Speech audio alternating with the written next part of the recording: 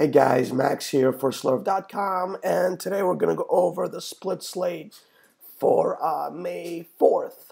We have 7 games in the morning and 7 games in the evening, so let's jump right into it. Pitching for the morning slate, everybody has some warts, so I think the expensive guys will not be as highly owned as they usually are. Even given the fact that we don't have that many great options for the slate. Um, the first guy I want to talk about is Strasburg going on the road to face Kansas City. Kansas City does not strike out much, and oh, my dog is in the video. Well, say hello to Harley. Anyway, Strasburg does a good job of striking out batters, but KC doesn't strike out much. He's also super expensive, but I think he's a safe bet for around 20 points. I don't see him getting blown up by Kansas City, so I think he's a pretty safe spot to go if you want to go the high route. Leicester's matchup is much worse in my opinion. Pittsburgh is straight up scary against lefties as they own the league's best WOBA against southpaw pitchers. So I think he's a guy that I'm going to stay away from. I just don't see the upside here. I don't think he puts up a score like Arrieta did yesterday, who pretty much dominates no matter what these days. I think the safest route and also the highest owned play today will be Mats facing off against Atlanta. I know there's some weather in New York today, so hopefully that will bring some of the ownership off of him. I know that he's probably going to be the highest owned pitcher today. So just gauge what the weather looks like, see if he's a good bet to get his innings in, and roster him at will pretty much. A couple safe options are also in San Diego with Chatwood and Vargas. They're both pretty cheap. They're not going to cost you much, and I just don't see Padres just breaking out and scoring a bunch of runs all of a sudden. I know they scored 6 yesterday, but that to me looked more of an aberration than anything. Chatwood's not bad. He has a nice ground ball rate, nice strikeout rate. He's not by no means a great pitcher, but I don't think you need great on today's slate. I think you need to get 15 to 20, 25 points and get your stacks right, and you're definitely going to be in contention to win some GPPs. On the other side, you have Vargas, who's even cheaper. His ground ball rate is ridiculous, 60% right now.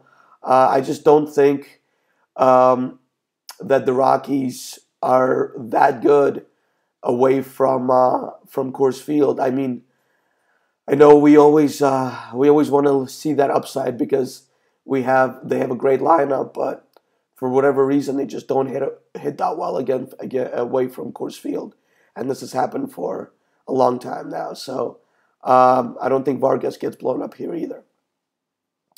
A not so safe option is Manaea in Oakland. He's a prospect making his second start. He's got high K upside that he showed in the minors, and he's going against the Mariners, who pretty much all have all of their power bats from the left side except for Cruz. I think if he avoids Cruz, he can definitely put up a pretty good score today. So maybe that's a nice upside play with low ownership, I think you can make in GPPs. Onto the stacks for the morning slate. The Cincinnati Giants game right now looks like it could get rained out, but if the rain is light enough there, I think Cincinnati makes for my favorite stack of the morning. I love the upside that they provide against PV, who's just not good anymore. For some reason, people don't like to stack against him. I guess they remember the old PV, but right now he just can't get anything by anybody. And Cincinnati's always pretty low owned. So I think that's a good spot to go if that game stays dry. The other stack I like today are the Angels. I think they will be more popular, but Kyle Davies is just so bad. Angels are usually pretty hard to stack up given the fact that they just don't have that many good hitters. But I think, make a stack around Trout, and I don't think you're going to be sorry today. I expect them to be, mediumly owned, if that's a word, but I don't think they're going to be that highly owned either. I think the Brewers are going to keep going today against Santiago. Santiago is an extreme fly ball pitcher, and fly balls at Miller Park tend to go out of the yard. So, put in your usual suspects, Carter, Santiago, Villar, Braun, especially if he plays. I know he was out of the lineup yesterday, so hopefully he's back in there today as he has a great matchup. Yesterday I watched something pretty unbelievable in Chin-Ming Wang striking out Bryce Harper on, I think, 3 pitches. The third one was a called strike, fastball right down the middle that Harper just took. He's definitely not right at the plate right now. So I think you can kind of take advantage of decreased ownership here. Medlin is certainly not scary. I don't know if you can stack Washington, but I do think that they provide upside today with Harper, Murphy, their left-handed bats, against Medlin, who they can definitely put the ball in play against. I don't know if Harper will have decreased ownership. He hasn't throughout his slump, as people just love rostering the high-priced bats on DraftKings. But I think today we can kind of gauge if people are still on him or off of him beforehand, and then go for a stack here if it needs to be. Okay, guys, on to the night slate. And the night slate, I think, actually sets up pretty well, where there are a few pitching options that we can concentrate on, and some really nice stacks that we can stack those options with. The first guy I want to talk about is Fernandez. He's the highest priced pitcher on the slate. He has elite K upside, but he's been walking a little too many guys lately.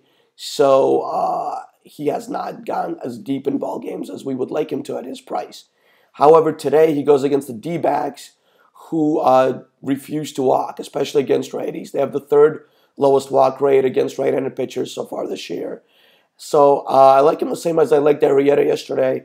An easy way to lock into 22 to 28 points with upside. On the other side of the ball, you have Robbie De La Rosa, who frankly to me is quite the enigma. He's certainly pretty good against right-handed hitters, but Marlins have some scary lefties they can throw out there against him in Dietrich, Yelich, and Bohr.